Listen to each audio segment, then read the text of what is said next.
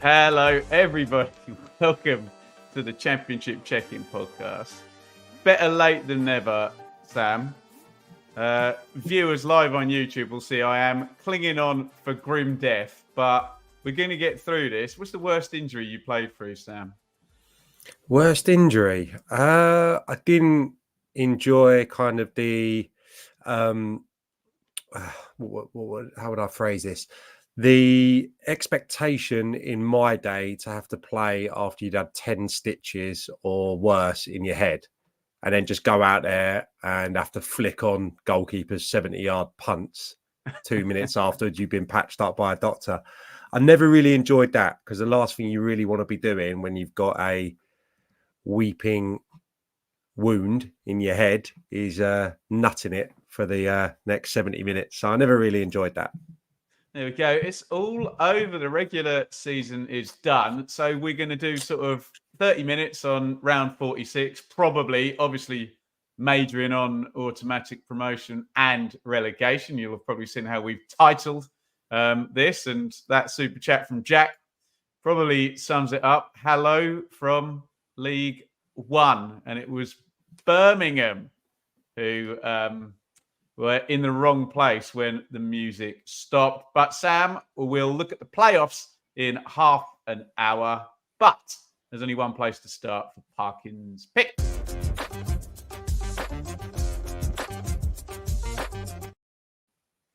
It's a difficult one so close after the event, Sam. This may be one of the greatest promotions in Championship history. I tried to jot down a through. We're talking about Ipswich Town. I think most of my favourite ones are playoffs. Luton last year was a hell of a story. Brentford finishing their story I thought was great. Huddersfield as well. I think the one that comes close is Sheffield United in 2019, although they didn't go back to back. Can you pause for thought? And where is this Ipswich Town back-to-back promotions going to stand? In the middle of the parachute era, you know, in one of the hardest seasons of in the history of the Championship. Where in 5 years, how are we going to reflect on this?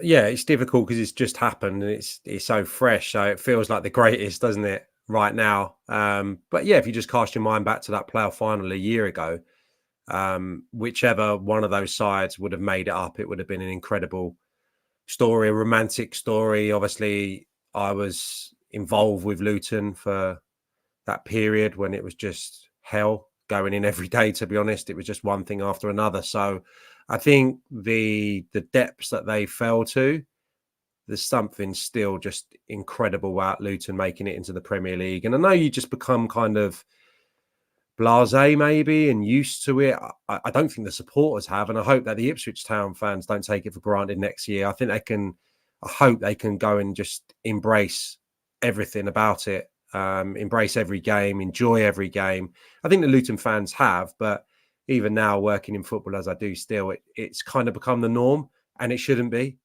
Luton were on the brink of extinction. You know, I played in the bottom tier for Luton Town when we were bottom of the league with a 30-point deficit. So I think in terms of that journey, I don't think Ipswich have fallen that far. But of course, Ipswich are, you know, such a famed club, such history, you know, competitions, arguably one of the greatest managers in England history has managed the club, and you know I could go on and on. So to fall to League One was a disaster for them. So it's still remarkable, but I suppose I'm trying to say I still think the Luton one is probably the story. I think if you take the whole story for Luton, if you go up the divisions in across the 10 years, I would be inclined to agree. I think if you take just the Championship run, because Luton kind of survived, didn't they? Then just missed the playoffs, then got into the playoffs and lost. I mean, they were amazing. It still happened quickly. It still happened 4 quickly seasons, was it? For Luton, yeah. But you are right. I wouldn't want to go into the financial aspects of it because I don't know enough about it. But I mean, I told an anecdote earlier on today. An anecdote, I say that loosely because it's not going to be very humorous. But you know, the one game I've been at Portman Road this season, And like you can get carried away with the romance and the feeling inside the stadium. But honestly, it was the Millwall game. It could have been 10-0 at half time. I mean, they were that good in the first half. The football was breathtaking. Obviously, I'd played there during a year of real transition, a year after a playoff semi-final defeat. And it felt that the club was kind of in depths of despair then. So to see them fall into League One, have such mediocrity over such a period of time. Honestly, being back at Portman Road this year, it was amazing. And I think I've said on this podcast, they entertained me more than the other clubs this season. I caught Leicester on some really good days. I caught Leeds on some good days. I love Southampton when they're on it. But honestly, that night at Portman Road, I said it on air just before coming off. They're in an automatic race. And I think they could probably catch Leicester or something along those lines. And I drove home down the A12 thinking, I've gone too big there. You know, when you say something and you think, oh, I've left myself open there to get a bit of stick. Flip that out. And I'm so pleased that I was right. Do you know what I mean? And they didn't beat Leicester. They didn't get more points than Leicester, but they got automatic promotion. So my eyes didn't deceive me that night. And it was more than my eyes. It was just the feeling, you know, the power of everyone coming back to the football in that town, which is amazing. So a couple of other ones. I mean, how far are we going back here? I mean, I remember, obviously, I always kind of say that Nuno Espirito Santo Wolves team was a good team. They're a great team, but the achievement is I think they lost 52 million in the season, didn't they? Oh, did they? Right. Okay. Yeah. I'm just obviously snowballing ideas here. There was a Fulham side many moons ago with maybe Zaha and Morte. Yeah, there was that team. Yeah. Obviously, the Reading team. That's for me incredible, isn't it? Yeah, is an incredible team. There was a Newcastle side as well, but again, we're talking about teams with real financial power. But that Reading team, for the viewers that are too young, you know, I can name the 11 now pretty much. You know, it was a squad of probably 13, 14 players who rarely changed. And I played against them for Ipswich and we didn't get a kick home or away.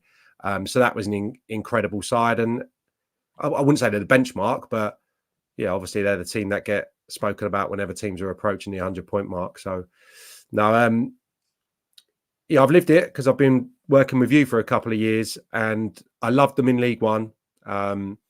And I think seeing them do this in the Championship is remarkable. I think January was really important. I think the addition of those two strikers was great. I think the two loanees have been a big part of it as well, especially Hutchinson and Latterly. And I think, you know, just honing in on the coaching and everything Kieran McKenna's been about, players who I'm sure you didn't expect to be finishing the season or having such an impact on the season.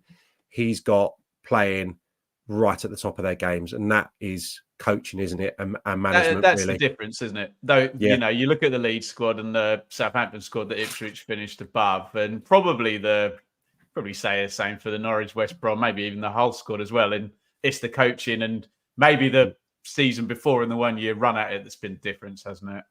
Yeah, and hearing, I know it's only former players, but the people that have been close to the training ground and what have you, the inner circle, have all just said how impressed they've been. I saw Jim Magilton doing an interview the other day about Kieran McKenna, and again, I mean, I'd imagine Jim's quite a hard man to please. He certainly was as a captain and as a manager, but you know, I couldn't have spoke highly enough of him. So I think anyone who's had any access to the training ground is just completely taken aback by what this guy has done, what he's introduced.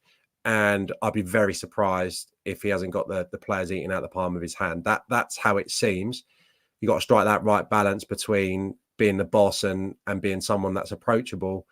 He seems to have those commodities. So, and this is, you know, all these things that I'm gushing about here.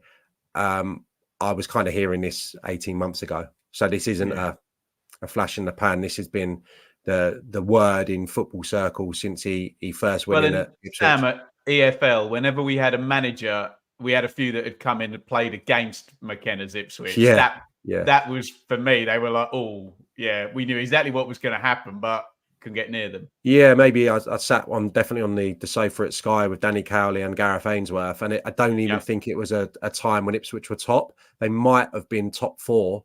I'm talking about League One here. And I remember them all saying that Ipswich are the best side. Ipswich are the best side. And when you're hearing that consistently, I think Johnny Jackson probably said it at Wimbledon as well. Do you know what I mean? You're hearing it consistently.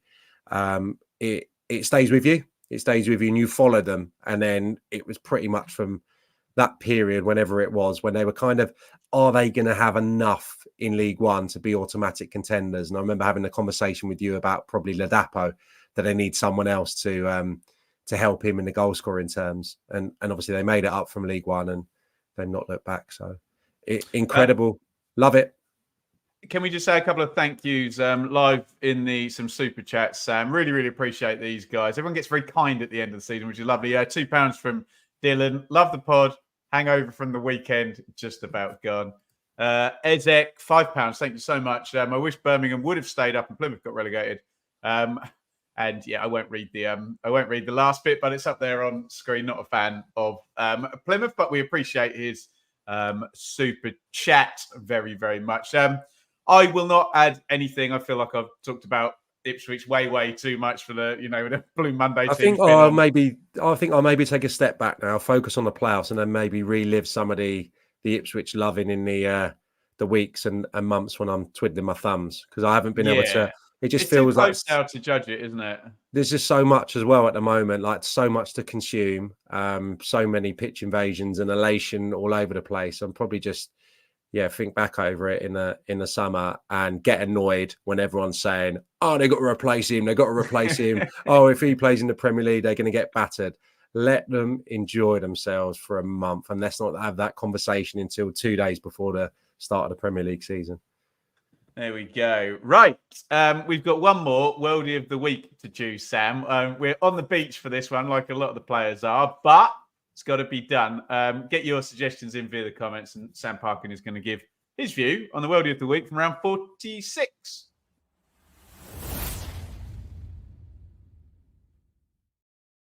I'm thinking you're going to say not a vintage week this week, are you? Yeah, it wasn't, was it? I'm going to go rogue with my decision as well. Can I tell you the ones I liked? Yeah, let's whittle down the contenders. So I liked Ilias Chair, but I've seen him do that 100 times. Yeah, that really did curl from outside the post, and it's a great goal.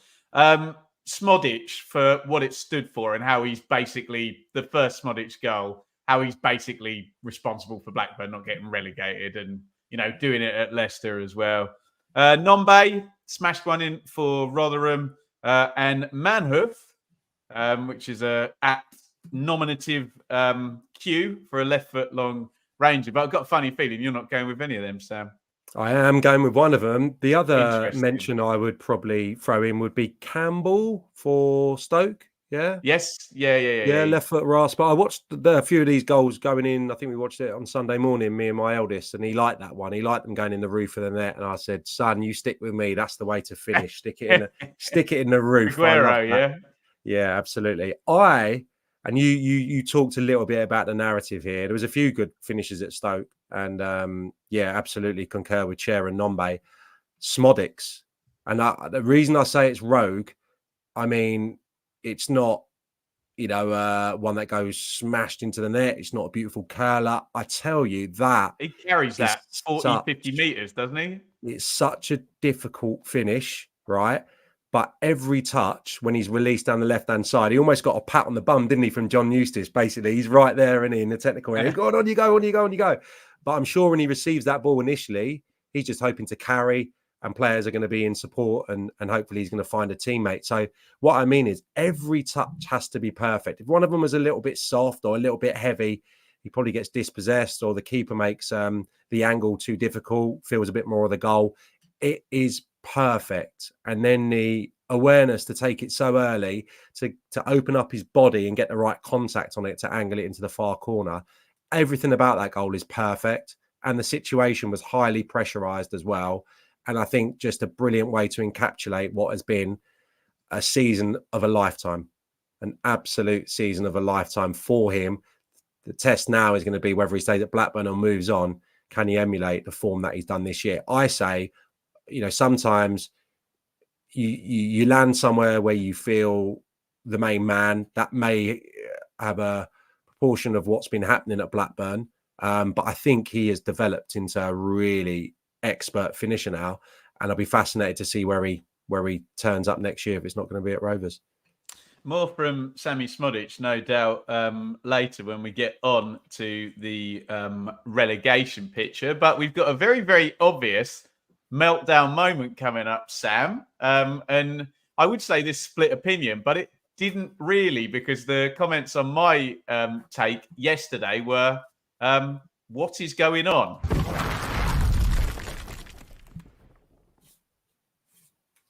And we're talking, of course, about Mr. Iluchali, who has sacked Liam Rosenior. I'll try and cut through the conversation, Sam. It seems to be the small number of people that endorsed the decision say there was money invested and they should have got in the playoffs. So that's an argument. I get it. The majority of people said, well, look, the trend's up. They were close. This was a bit of a crazy season. And move on next season with the same guy. We talk about Birmingham in a bit in more general terms, but Mr. Iluchali was on the radio sounding very like Gary Cook talking about no fear football as well, which I'm sure the Birmingham fans in the chat will have a view on. Get your views in the chat on Liam Rosenior being sacked. Sam, what are yours? If you'd have asked me kind of 24 hours ago, I'd have been a little bit split. I mean, I think whichever way you look at it, it's incredibly harsh given that they were 19th in 21-22, 51 points, 22-23, 15th on 58 points, and they've got 70 points this season. They're undoubtedly coached well. He's undoubtedly a good guy, clever guy. You saw that at Derby with the way that we set up on the way. Have you done TV with him? I haven't, no, but the way they were set up at Derby, I was really taken aback when I saw them there. They played really sophisticated stuff.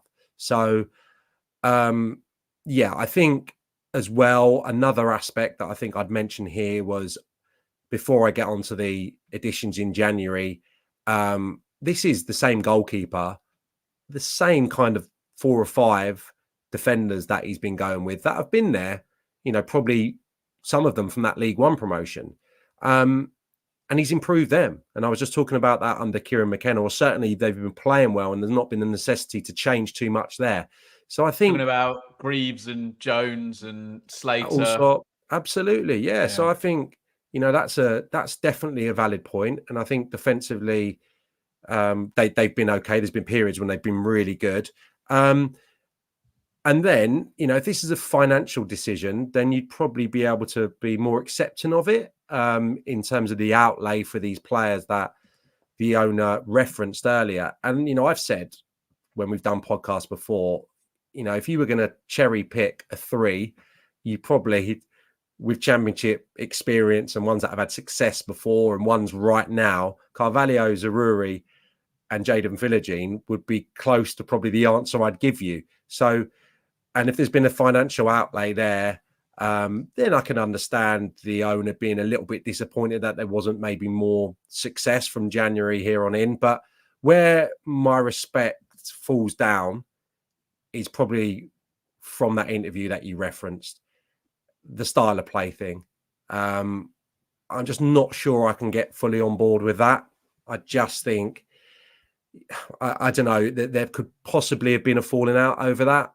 And Liam may have stuck to his guns, or there may have been some difference of opinion somewhere along the line towards the back end of the season. He named all the players you've just named, Zaruri and Carvalho. Yeah. I don't know whether he was expecting.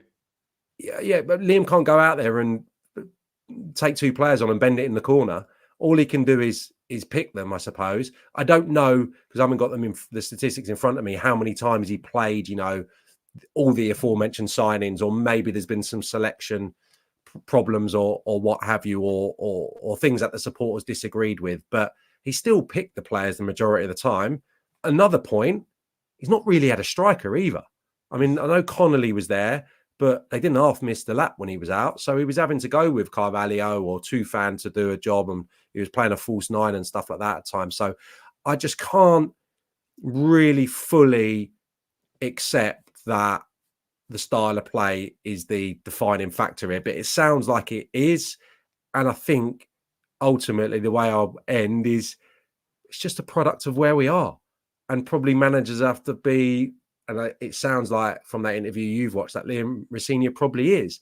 This is just where we are with football. Owners want this dream ticket to the Premier League, playing this incredible style of football, and managers get paid handsomely. It's a great career. You probably just got to swallow that this is going to happen from time to time when you're under the ownership of someone like this chap, who, by the way, has done incredible stuff by all accounts for the community, ticket pricing. Do you wonder a bit what the FFP position is going to be when the accounts go in next year? Maybe, yeah. They've had a good old go at it, haven't they? The attendances are up, and again, to give a bit of give and take, only won 8 out of 23 home games, and I mean, it's not had an impact on the attendances, which normally would be my next line here. The supporters that see you away from home, yeah, it's great for the ones that travel, but ultimately you got to do the business in front of your home fans if you want the attendances to improve, if you want the feel good factor to be bouncing with the players, if you want the full support. So to only win 2 at home this calendar year, that's where and why they've fallen short. But in the main, to summarise, whichever way you look at it, whichever side you're on, my opinion is the improvement has been there, and it's a shame that maybe there's not been a bit of give and take to have another crack at it next year. Proof's going to be in the pudding, because we got plenty of Plymouth fans saying we'll take him. We got Sunderland fans saying we'll take him. I think we even had a Blackburn fan saying we'll take him. And I think, Sam, once they're in the system and known to the league, someone's going to hire him, and we'll see who Hull bring in and where Rosenior ends up and where Hull end up. But yeah, it's going to be a interesting one. They've done it nice and early, and he did say in that interview that they're not going to be in a rush to bring in anybody new. But hey, we'll take everything with a pinch of salt. Right, let's go down to the bottom of the table, Sam.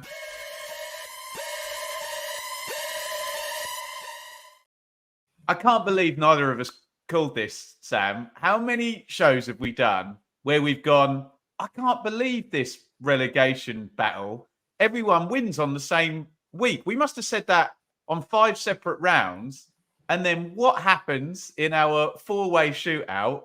Every single one of them wins. And Birmingham left in the wrong place when the music stopped. So I'll let you go through each side. You've spoken already a bit about Blackburn and Smodic, Sam. They went off to Leicester and snuck a win with maybe Leicester on the beach in celebration mode. Sheffield Wednesday, we were so bullshit about them. Both of us thought, no danger, they're going to go to Sunderland and win. They're on fire, aren't they? Plymouth was the one that surprised me, Sam. What a win to survive, and then they blooming needed it. And much to my pain in the predictions, you called Birmingham 1, Norwich 0. Bang on, and everybody wins, and Birmingham go down on 50 points. Who had 50 during the season? I think a few people did. Talk about Blackburn first, Sam.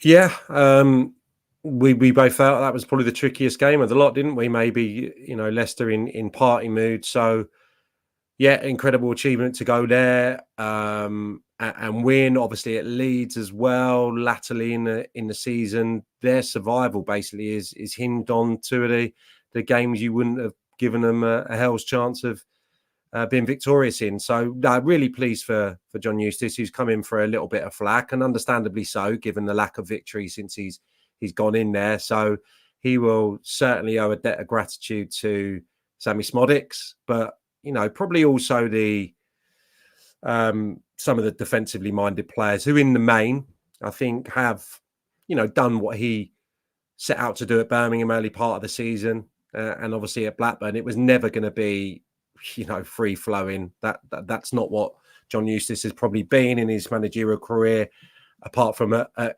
Kidderminster, I think it was, when he grew a really strong reputation. So yeah, we'll have to wait and see what happens there. There's obviously going to be a lot of changes, I think, at Blackburn, and they can't afford to have a season like this again. But yeah, they did incredibly well to survive after a few tough days at the office, wasn't there, in the last weeks of the season. I don't know what else we can say about Danny Roll at Sheffield Yeah. Wednesday. Just absolutely superb. And I looked at the numbers, Sam. So he came in after round 11 and they had 3 points. I think they still didn't win for another couple of games up to round 33. So he's basically single-handedly stuck 50 points on the board with a 13-game handicap, which is just fantastic, isn't it? Yeah, I'm really excited about him and Cifuentes. Cifuentes for more obvious reasons, because I'm only down the road and I will be taking on this season ticket that my brother's threatened already. By the way, we got lots of flack for only talking about Leeds in that QPR 4 Leeds 0. So you can do a bit on that quickly. Yeah, well, I was going to say, both of these guys have probably come in and had to adapt a little bit, because I'm sure next season when we see different versions of QPR and Sheffield Wednesday, I'm sure they'll be a lot more exciting to watch than maybe they have been during periods this season.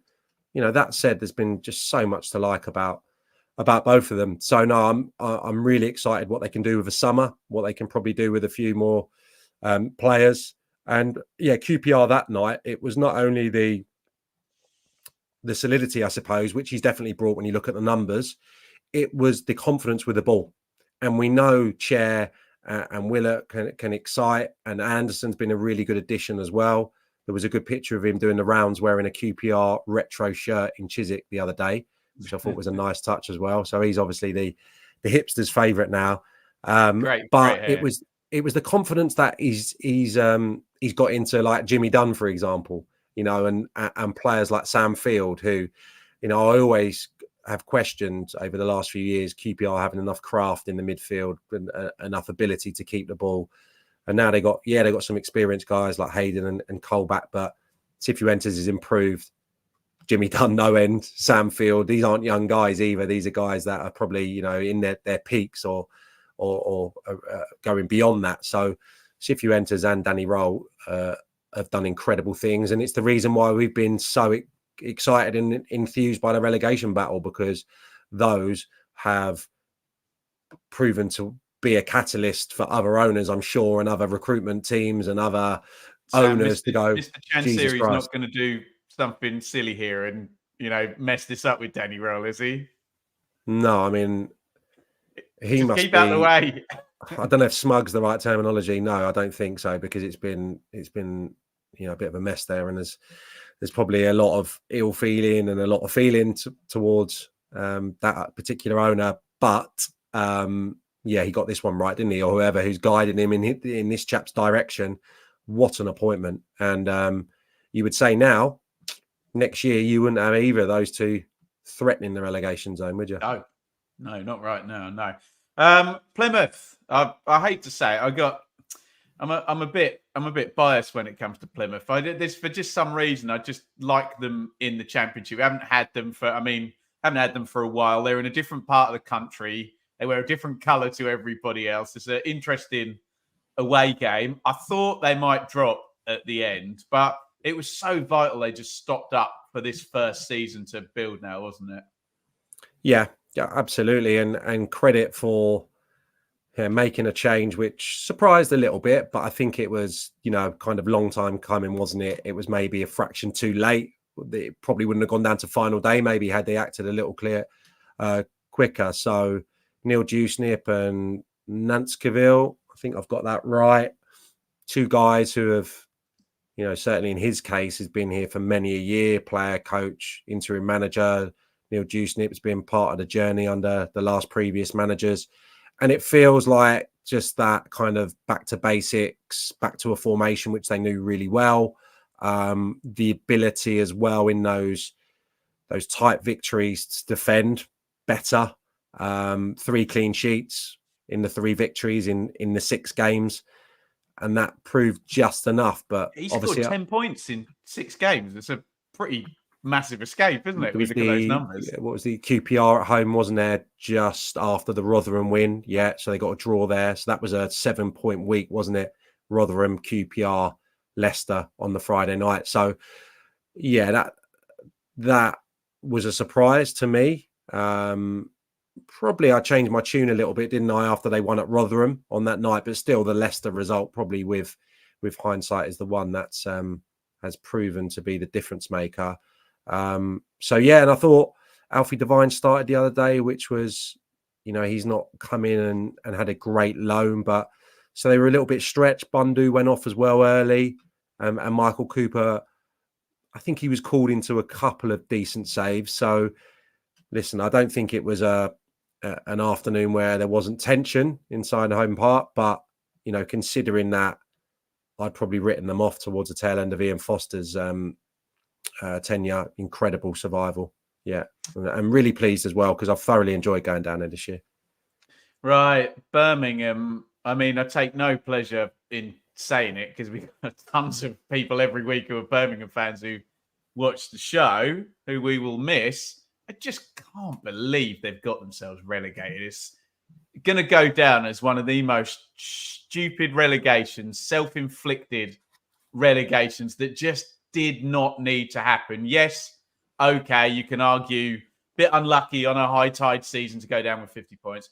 Yes, unlucky that Mowbray probably would have managed to see it through if he hadn't have got unwell. But this is just so hopeless, isn't it? Yeah, just a calamitous year.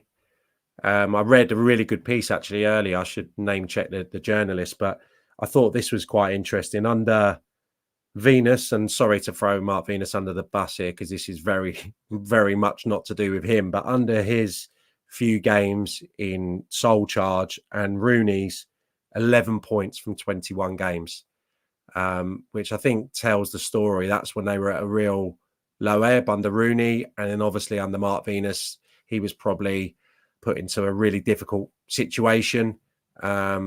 And they did act, but maybe that appointment of Gary Rowett was too late, basically. If Gary Rowett had 2 more games, I would suggest, and a bit of luck, let's get it right. They played quite well at QPR, his first game, and got done by a Jimmy Dunn left foot volley from 38 that's the yards. Goal now, isn't it? That's we've had a load of Birmingham fans saying that's the goal. That was the moment. That, right. Well, that is a moment going to Rotherham and not scoring. They didn't score against Rotherham this season. I think I read in the same article. I mean, that's not great going, and going to Huddersfield when the game, by all accounts, was there for the taking. They're the 2 games, aren't they, where they got away?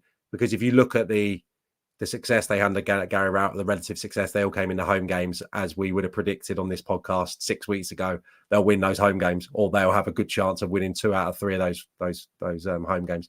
They won 3. So it's in those away games where they've fallen down. But the bigger picture, not to go back over spilt milk, is the changes, the changing of the style mid-season, the different voices, the unfortunate absence of Tony Mowbray in the latter weeks, and basically a squad that they probably didn't get right putting together. When Stansfield has walked home down Broad Street with every trophy available from the Player of the Year that probably sums up that the majority of these players that have been brought in over the last 12 months have missed the target, unfortunately. And they'll have to reshape that forward line, won't they? Unquestionably, he's not going to want a season in League One, that's for sure. Jukovic, Hogan, it's going to be a much changed squad. But hit the reset button there, Sam. That said, Ben, it's going to be a strong squad, whichever way you look at it, I'm sure. And the most fascinating part of it is who's going to be the manager to lead them. Either Gary Rowett or Tony Mowbray would absolutely, I'm sure, make them as competitive as any next year. So we'll just have to wait on that front. Yeah, crazy stuff. Probably equally as surprising as, maybe not. I was going to say Ipswich at one end and Birmingham the other. You just could not have seen that coming. Right. What we know, Sam, is coming is one of my favourite parts of the season. The beauty of the end of season tournament that is the playoffs. So as you can imagine, our mouth-watering matchup, there are 2 of them, and we're going to talk about the playoff semi-finals.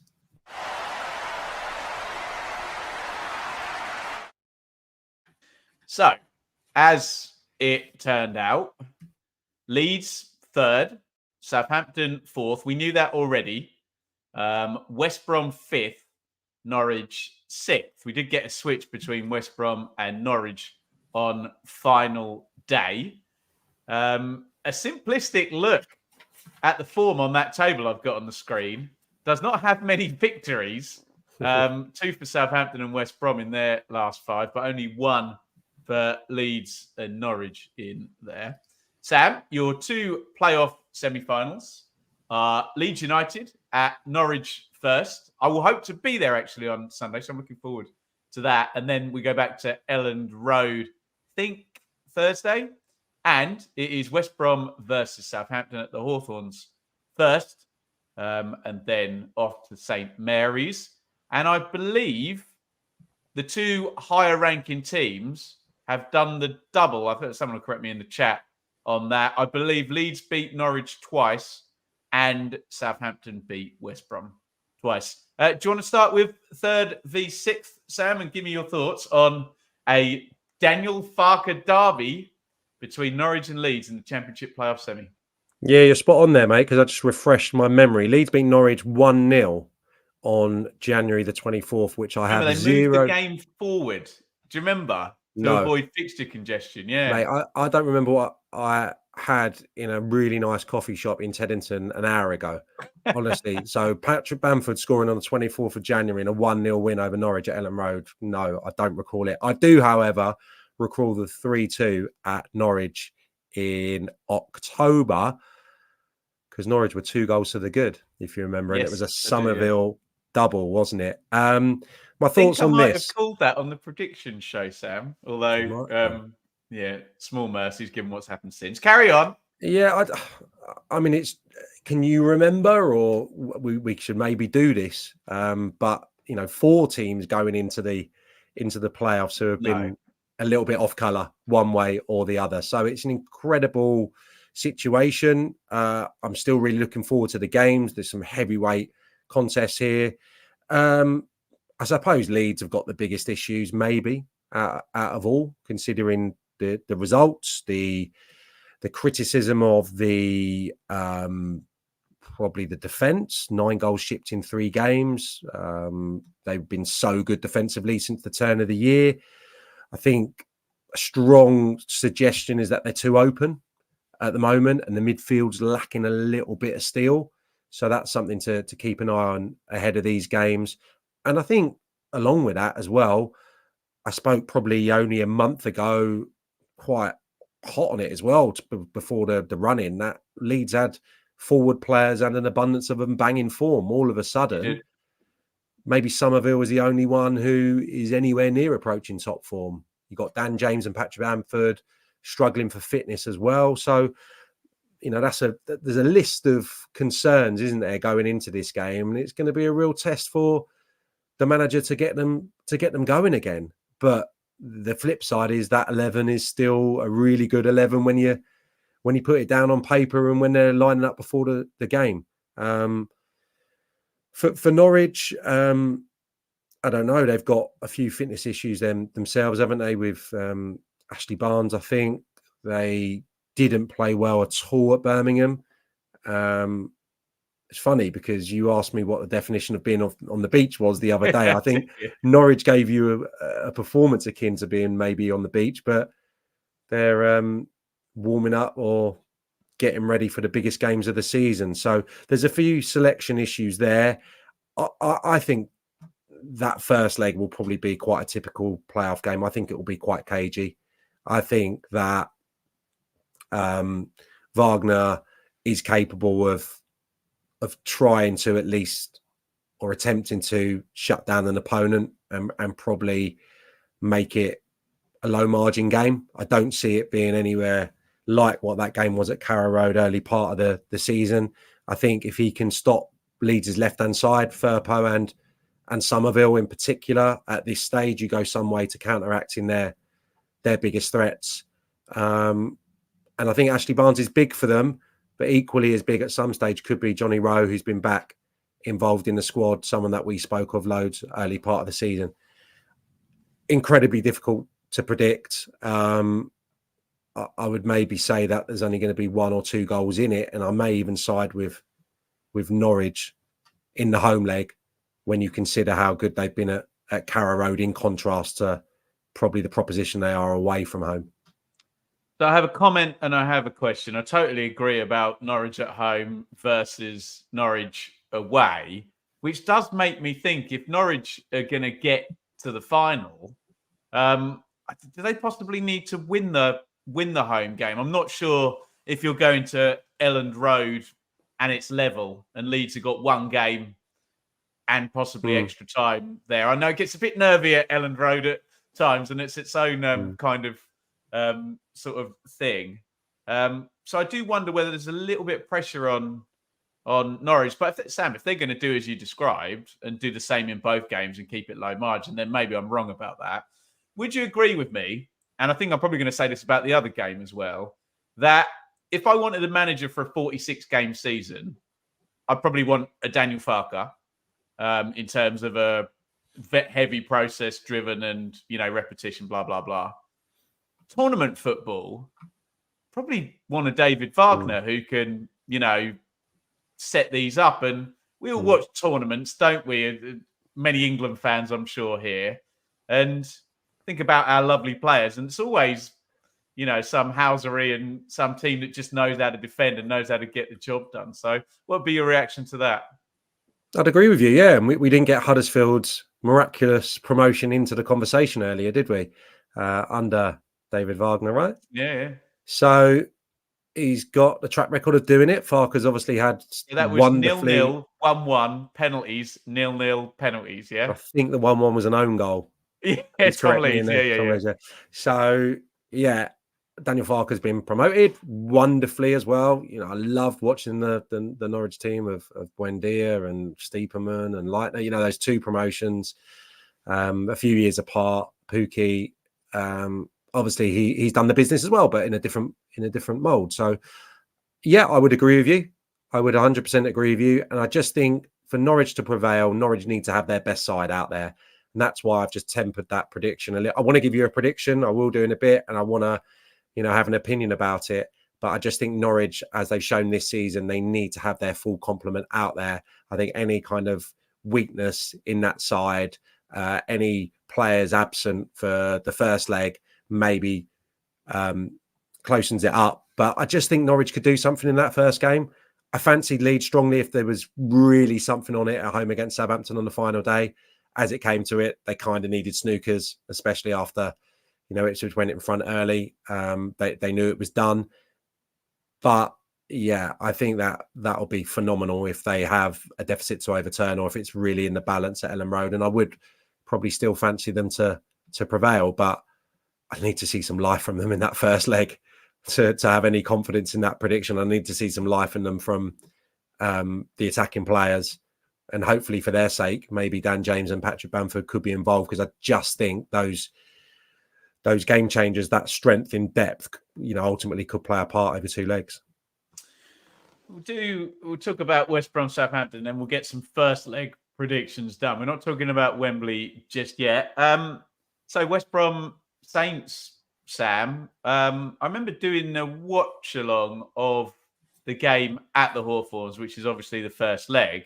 And Southampton did a job on West Brom in that one, scored at the right time, the couple of goals that they grabbed. It was the game where Carlos Corberan got red carded for entering the pitch, which was something I've never seen. I was at both legs, Sam, of Huddersfield v Luton in 21-22, and he shut that semi-final down, Corberan. They scored a set play early against Luton and then allowed them back in.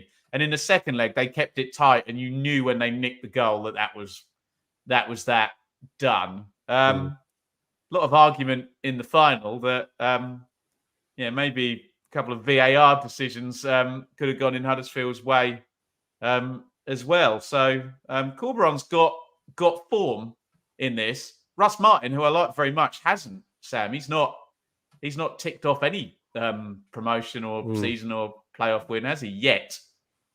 No, and he's really nicely poised for that fact, because there can be no denying right now that you'd probably, I'm Jed Wallace's biggest fan, that. I admire him so much so that I think my line used to be his importance to Millwall is greater than any other individual to a Championship club.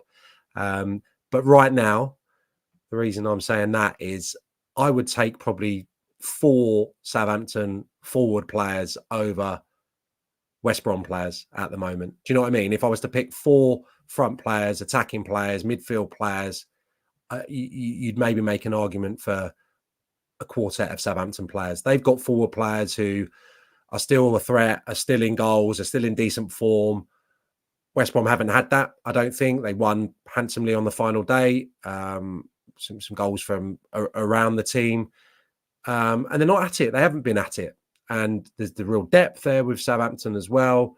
So I think it's important that West Brom probably go with Thomas Asante, maybe from the off, get a recognised striker on there. I think Madger's had a decent impact at times as well. So he's probably in that conversation also. But I think Southampton just have the individuals right now. But you're right. West Brom have the manager that maybe I would want above any 4, which sounds crazy. Doesn't sound crazy. A different conversation with the squads and what have you. I'd certainly have maybe a different squad, but Corberán showed in those ties over Luton. He shows in the individual games, and I haven't got the results in the big fixtures in front of me, but he's shown enough in the individual games that he can close down an opponent. And I'm sure he'll be looking to do that. I don't imagine that they're going to come out at the Hawthorns. I think he'll want to be in the tie. And they got hit with a couple of sucker punches, didn't they, in both those games? I think they conceded early in both of them. And in the middle of those games... They conceded just after he got red carded, which there's no coincidence there as well, is there? No, and I think in the middle of both those fixtures, they had opportunities. So I think that he'll have seen maybe enough from those performances to think if they get a little bit more luck, they can make it through. I don't think they'll change too much. I think they'll try and make it quite cagey. And absolutely, I'm with you. I think you have to factor in that he's done it before. His strongest suit is setting up, I think, to frustrate possibly more free-flowing, talented opponents. That's not to say that West Brom haven't got some talent of their own. It's just towards the tail end of the season that's not been overly evident. So, yeah, completely with you. And we'll go on to the predictions in a minute. But I'd still plump for Southampton, probably, but I think it's going to be a hell of a tie. Get your predictions in via the comments. Just give us the first leg. I'll go first on Norwich Leeds, Sam. I know you love to set up a narrative. I've got a 1-1 draw in my head. Always play you 1-1 early, Sam. With Norwich taking the lead and Leeds forcing the equaliser in the second half. And then I think the game shuts down after that and everyone says, okay, scary moment for Leeds. We're going to step back. Norwich go. We'll take it to Elland Road. So that's the way I'm seeing it. I've got Norwich 1, Leeds 1, with Norwich taking the lead and Leeds equalising. Yeah, I'm building my storybook, aren't I, right now? I mean, I really should have done more homework for this tonight, but I'm just thinking it just feels like there's nothing between these two sides and the prize is so great. The desperation is bigger than it's ever been. I just think it's going to be so cagey, but I think Sargent could be a difference maker here. If we're talking about front players that are on song, that have had an impact, from January, you cannot argue that he has had a massive influence on Norwich's improvement. I'm going to go for kind of like a scrappy Sargent winner, 1-0 Norwich at Carrow Road. Do you want to go first on Baggy Saints then, Sam? Yeah. Again, I think this is going to be, really tight, really difficult to call. And I think both teams would maybe, I say it just thinking about Carlos Corberán's mannerisms, he stomps down the Hawthorns tunnel after this. With a clean sheet? I'm gonna play a good old 1-1. Play a good old 1-1 to end the season. Yeah. I'm trying to play out your storybook, Sam. Can you see a 0-0? Can you see a 0-0 in that one? I wonder if if I they just could. think I just think they've got quality still, haven't they? Southampton, well, still they got an abundance of quality. I think they score, and yeah, I think maybe it's time for a Johnson or Fellows or someone to produce something because they've not been maybe as flowing freely as they were a few weeks ago. The goals for the flair players in the Baggies lineup. I know they're pretty rare in playoff semis, Sam. So let's call an away win then. I will go. You've gone for a 1-0 in Norwich versus Leeds. Let's go for West Brom to keep it tight, but Southampton to have, as you mentioned, the quality to grab a goal. And we know what having an advantage going into the home game normally means 99 times out of 100 in the playoffs. So I will go West Brom 0, Southampton 1. But mate, these games are so hard to call for a reason when you've got third and sixth, and the fourth and fifth semi-final is so tight. I remember doing it one year, Sam, doing the stats, and it was completely 50-50 for who got to Wembley in fourth versus fifth. There's often a gap for third and sixth, as you'd imagine, but you know, it does feel a tight one, doesn't it, between West Brom and Saints? Yeah, absolutely. I mean, we've got no one here that was in the playoffs last year, have we? I haven't gone. No. So, yeah, because I think there's that statistics, beating playoff teams. Middlesbrough, Coventry, and Luton. Sunderland. Yeah, so there's that, I think there's that chain of thought of teams that get beaten, semi-finals, final, come back, better prepared, better, versed in what's to come. So, yeah, I mean, there's very little. What else have I got here? Ross Stewart, potentially, on the bench the other day. He was on the bench the other day, wasn't he? So, okay. Yeah, that'll be fascinating if he's thrown back in. He had a little look at something different the other day as well. Southampton in that final day victory at Leeds, a back three, which I know he's done at times. He likes to try and get Jack Stevens in there, doesn't he? I think who he rates, and he's obviously got the two centre halves who have been pretty immaculate for him since that run of 4 losses early part of the season. So, yeah, I think Russell Martin. I saw him at QPR as well, watching that Leeds defeat. I think it's probably, although they'll have been bitterly disappointed not to have got closer to the top 2, to have an opportunity to give some guys a rest and have a real 2 or 3 week block to plot and plan every eventuality. It can't be the worst thing in the world going into these playoffs when West Brom was still having to deal with a couple of beads of sweat on their brow going into that last game against Preston. So that's why. And like it could end in glorious failure. I can kind of see that in my mind's eye as well. I just think there's probably less hurt going on at Southampton than probably the other fancies, the strong fancies, which would be Leeds at the moment. Interesting. We'll probably clip that one out, Sam. So if you're watching after the fact, get in the comments with your views and your predictions for playoff leg 1. We'll obviously be back next week to look at playoff leg 2. We're going to go into the week that was. And if you've got any questions for Sam, take them in a minute. But a quick word for our sponsors on Match Bingo. We don't have playoff football on the cards here, Sam. But what we do have is a free game, which is Fulham versus Manchester City up in the Premier League. I'm going to get my card for free.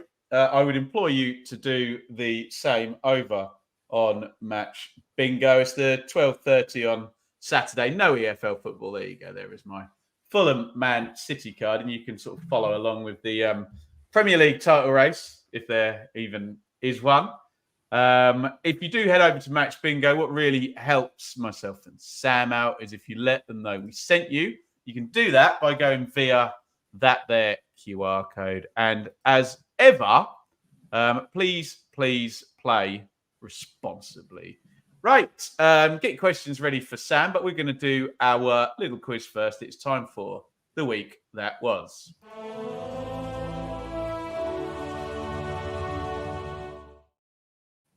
As I seamlessly jump away from my seat to grab my phone, which was charging.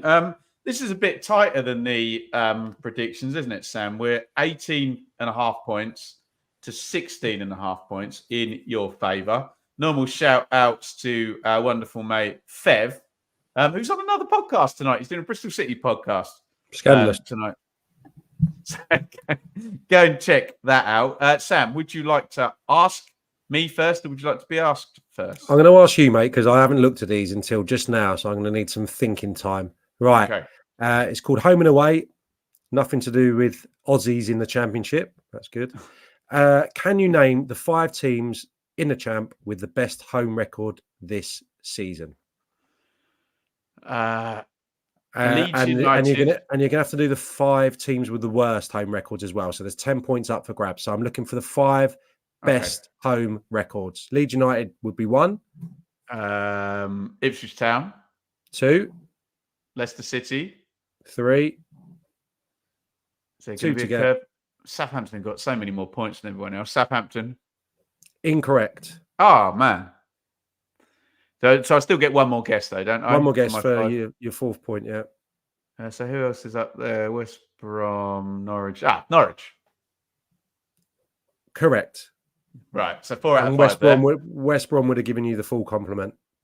Interesting. Okay. Okay, the worst home records. Worst home record, Rotherham. Yep.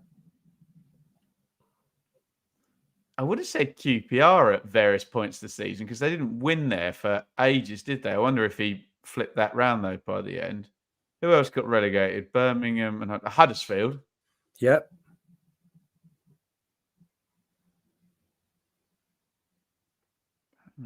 Not Plymouth. They were a good home record, didn't they? Blackburn. Blackburn. Correct. How many have we got? 3. You got 3. You got 2 more to get. One you should get, and the other one I wouldn't have got this. Okay. Well, let's say Birmingham. I'll assume that's the one I should get if they're relegated. Nope. Oh, damn. So who else is down there then? Not Plymouth. Wednesday, QPR. QPR. Correct. And the other one was Blackburn. I said Blackburn, didn't I? No, you pulled out, I think. Okay. 8 out of 10. Not bad. I bet you can guess what your questions I can are. indeed, and I spend my life looking at the home and away tables, but there's no way I'm going to get anywhere near that because I'm going to go completely blank. Go on then, give it to me. Look down the camera so we know you're not cheating, Sam. I'm allowed to look at the league table, aren't I? No, because you'll click home and away and it literally give you the answer. No, you're not going to do that, you Wally. Okay. Best away records. Best away records. God, I've gone completely blank straight away. Best away records in the Champ would be Leicester. Yep.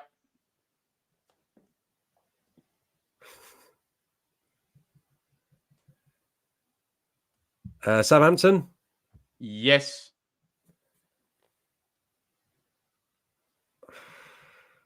So I've said Leicester and Southampton, yeah? You have? Not them. Definitely not them. Not them. Ipswich. Yep. Ipswich. Definitely not them. Definitely not them.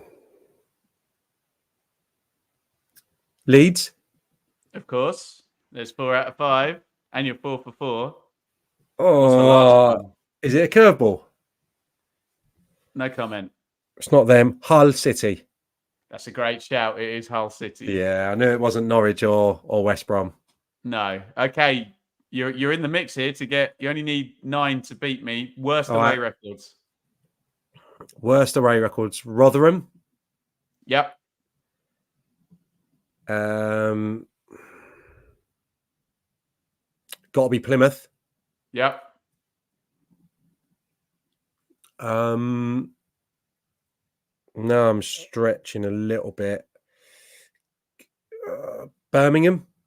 Yes, that's 8 for the tie. So you got 2 guesses. If one of them's correct, you've got the win. Sheffield Wednesday. You've done it. See if you can get the full 10 out of 10.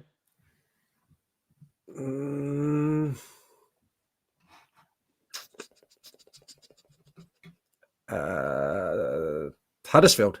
Yeah, Huddersfield. Well done. You got the full 10 out of 10. Yeah. Was that the bottom 5? Yeah. Yeah. Nice. Well played, Hull Sam. City's done it for me, innit? Yeah, that is a good shout. I'll give you that one. Right. Any questions for Mr. Parkin before we wrap up? We've already gone over. Hang on a minute. Am I not going to hour. tell you how much I've romped to victory in the predictions across the I'm just season? putting a shout out for All right. questions first. All right. Sam, would you like to round up the round 46 predictions results? Oh, mate, you've put me on the spot there.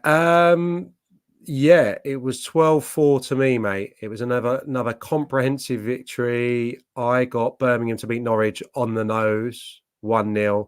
And I also got Borough to beat Watford. Yeah, was that the game? 3-1. Yeah, 3-1. That's a good shout. 4 goals in that one. Yeah, more thrilling for me than anything, though, was seeing Rotherham score 5 against Cardiff when I predicted a 3-0 win, wasn't it? So even though I didn't get the bonus point now, I was chuffed with that. Margin of victory. Anyway, 12-4 to me. It's left us with 202, 175 in my favour, mate. So that's what, 27-point margin of victory? 27-point margin of victory to make up in the playoffs. 3 games. Well, good luck. We can stop it there. Carl, do you want to go through to the end of the playoffs and have these? You want to increase your margin of victory, don't you? Yeah, we'll do that. Yeah, it's only fair, isn't it? Yeah. Well, congratulations, Sam. Thank you, mate. I look forward to that. I look forward to that burger when it comes. Yeah. Right, let's do some questions in the chat. Streaky, newly promoted sides who've not had recent parachute payments are at a huge disadvantage with FFP. Should they be allowed an allowance to try and compete? Kind of expecting this all to be torn up in the next 18 months, aren't we? Yeah, quite possibly. He's talking about the teams coming up from League One, yeah? No, he's talking about the likes of Nottingham Forest, who would have had way less turnover, and Ipswich this season got promoted without parachute payments. Forest would have made a big loss. And the argument is with someone like Forest that, it kind of makes it impossible for them to go out and spend and compete without them breaching the rules again. And of course, they're up against teams that have had sort of either 45 or 35 million paid in parachute payments. But I can see those rules changing, can't you? Yeah, I would imagine so. It's not my strong suit. I think, as much as I'm looking forward to the playoffs, and I know West Brom maybe don't fall into this category, do they? But it's just, last year we were so enthused, weren't we, with Luton Town and Coventry, and Sunderland being in there. Forgive me who I'm forgetting.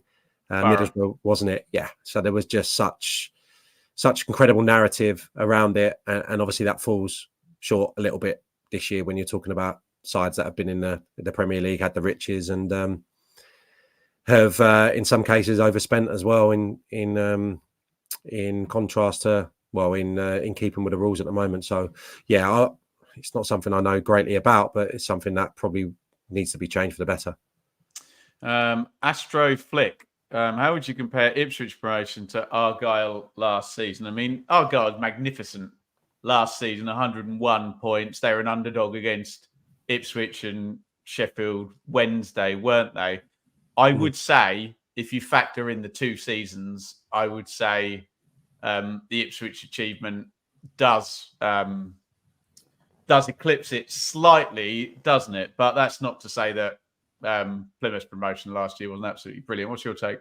It's comparable, isn't it? Because Ipswich are, in relation to the other sides they're competing against, what Plymouth would have been last year in League One. So I think a victory for coaching, improving players, sticking to a game plan, playing entertaining football, great owners.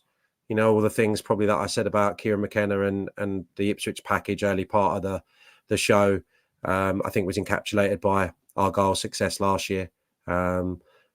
Against the powerhouses of Sheffield Wednesday, the relative powerhouses of Sheffield Wednesday, and of course Ipswich last year. It was a miraculous story, incredible story, and hopeful that they get the next appointment right down there, because it was a shame that they just lost their way this season, but solidified in the Championship was everything, wasn't it?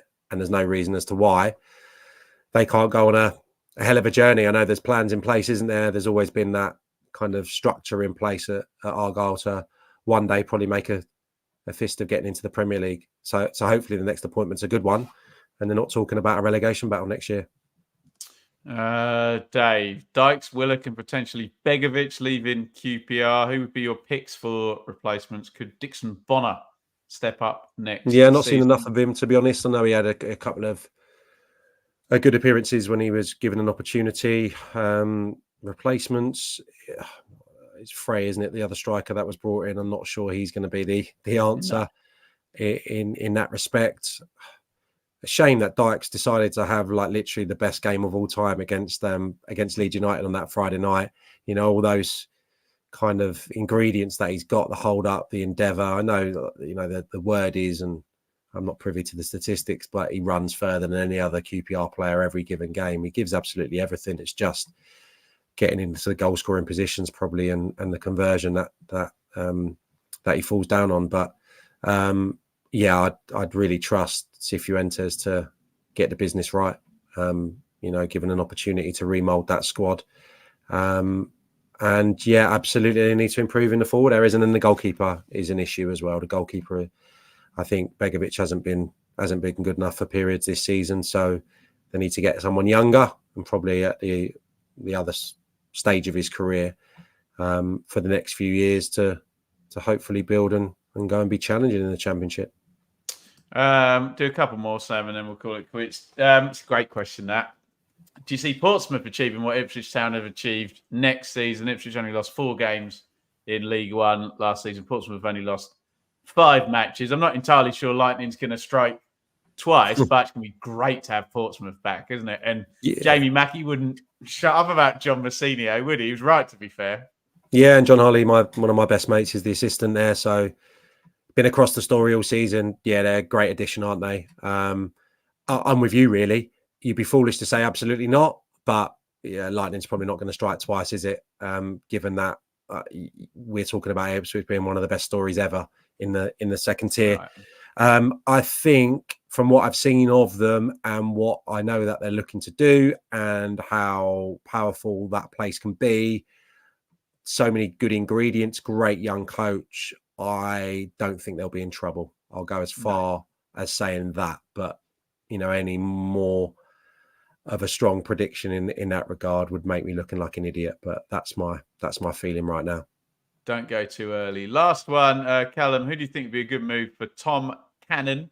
Obviously, he went from where did he sign from? Was it Everton? He was at Everton. Yeah, he had that loan at Preston, didn't he? Great loan at Preston, and then went to Leicester. Yeah, like 7-8 million quid, and he's barely featured, so he's very unlikely to do anything in the Premier League. Do you think you'll see him loaned back into the Championship then, or can anyone becomes a white elephant? Because no one's going to spend 7-8 million quid on him again, are they?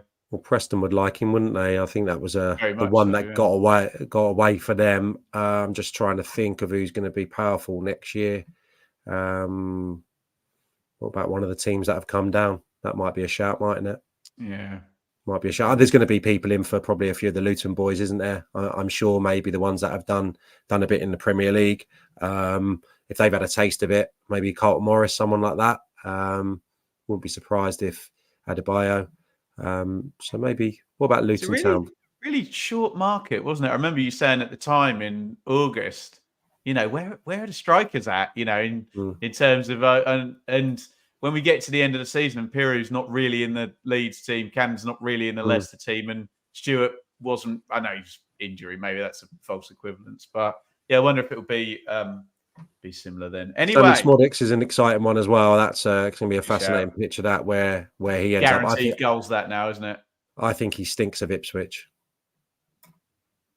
Interesting. Very, very interesting. And Colchester links as well. But there you go. I have no depth info on that. Guys, we will be back at some point after the playoff semi-final first legs, which are on Sunday, and before the playoff semi-final second legs in the early part of next week. So come and join us for that show. And then we're nearly there, aren't we? Just the playoff final to get to after that. We appreciate all of your support. If you're listening after the fact on podcast, give us a 5-star review and a thumbs up. And as ever, Sam, would you like to have the last word?